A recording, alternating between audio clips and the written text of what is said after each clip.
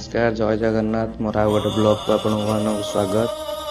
कार्तिक पूर्णिमा उपलक्षे आपण को हार्दिक अभिनंदन। आज आम एरिया रे बोईत बंदाण उत्सव महा धूमधाम रे पालन होछि हमर माटिया मंगला पीठ पाखरे। आमर पुराना कथा गाथा को मन पकई आज बोईत बंदाण उत्सव आयोजन करा जायछि माँ माटिया मंगला युव परिषद तरफ। आपण मैंने ब्लॉग टी बहुत एंजॉय कर मोर आशा शेष में आपण मतामत देवे। ब्लॉग टी लाइक शेयर और कमेंट निश्चय करेंगे। धन्यवाद।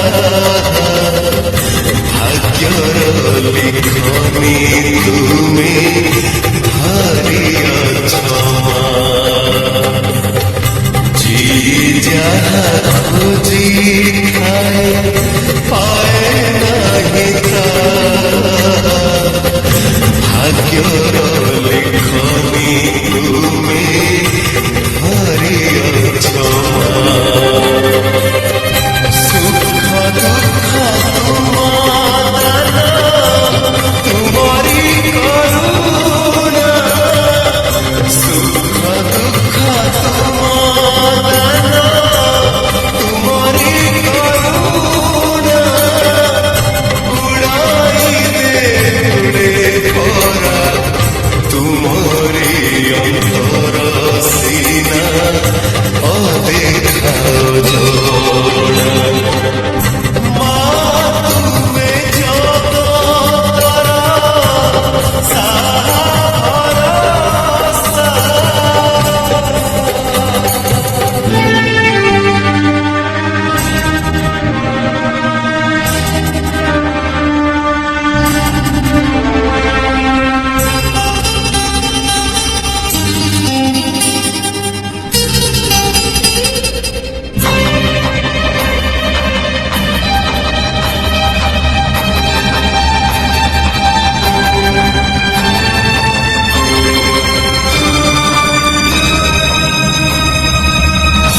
ସବୁ ଦେଖୁଅଛ ତୁମେ ପାଖେ ପାଖେ ରହି ଏ ମଣିଷ ପାପ ପୁଣ୍ୟ ଯାହା କରୁଥାଏ ସବୁ ଦେଖୁଅଛ ତୁମେ ପାଖେ ପାଖେ ରହି ଏ ମଣିଷ ପାପ ପୁଣ୍ୟ ଯାହା